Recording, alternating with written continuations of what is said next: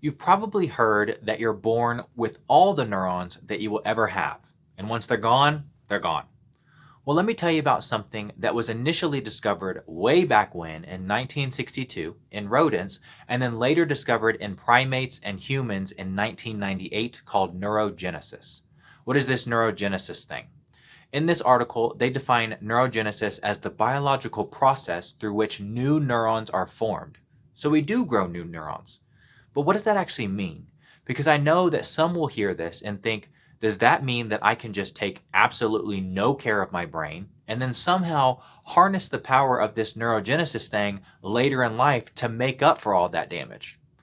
Unfortunately, that's not exactly how you should look at it. This process doesn't occur everywhere in the brain. And as of right now, there are only two locations that it has been shown to happen within the brain. One of those being the hippocampus, which has to do with your memory and converting short-term memory into long-term. More important than the fact that we can create new neurons is the ability for our neurons to be able to branch and form new connections. Let's use the example of a newborn and a 30-year-old adult. If what we said in the beginning is true, which it is, that being that we are born with the most amount of neurons that we will ever have, then we would be the smartest and most capable as children, right? But that's obviously not the case. I mean, this may be bragging a little bit, but I can go and sit in my pickup all by myself. But if you were to do that with a newborn, you might get in a little trouble. So, getting back on track here, the quantity of neurons must not be that important, or at least not as important as the quality of those neurons and their connections with other neurons. The example that I think about, at least for me, I'd like to think that I had quite a few friends going through grade school, and now in my mid to late 20s, I have way less friends, but the friends that I have today are much closer and higher quality friends. I think most people can probably relate to that in the sense that as we get older and life gets busier and you have kids or what have you, your circle of friends gets smaller and smaller, but those connections become much greater. And the same thing applies to the brain, but just on a more extreme level.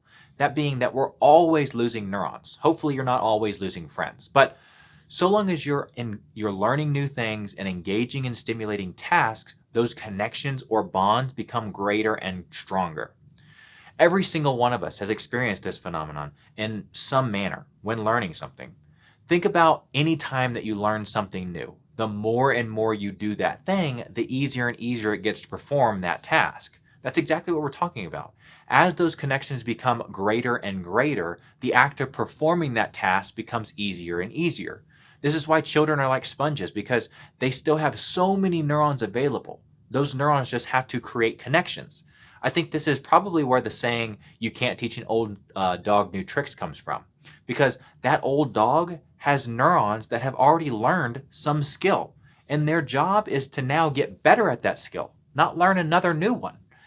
This is probably also why older folks tend to be more set in their ways and more difficult to get them to engage in new things. And also, let's tie this into someone who is struggling with a neurodegenerative disease. Sure, there are things that you can do to help slow down the progression, but you can only slow things down for so long.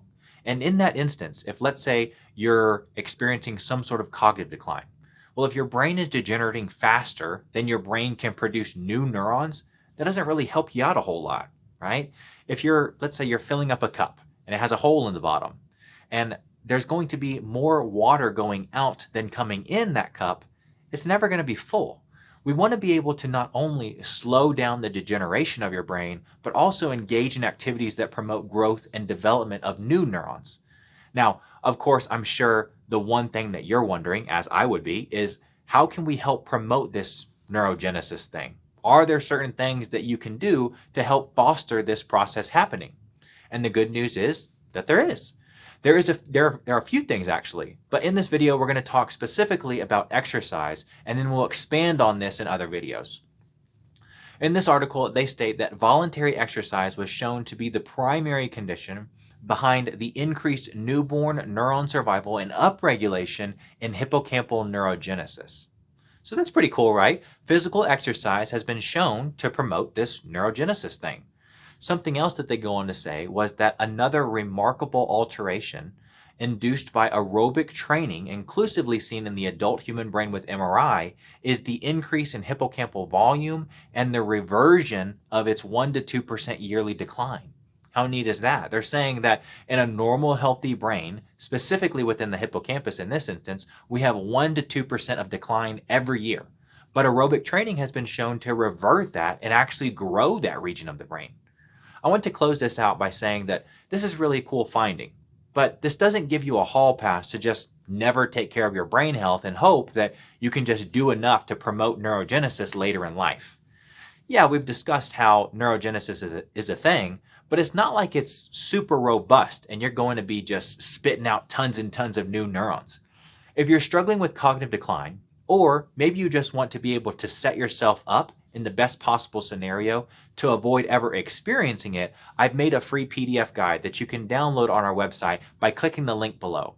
Within this guide, you will find a step-by-step guide on all things that I personally walk through when working with these types of patients. Let me know what you think.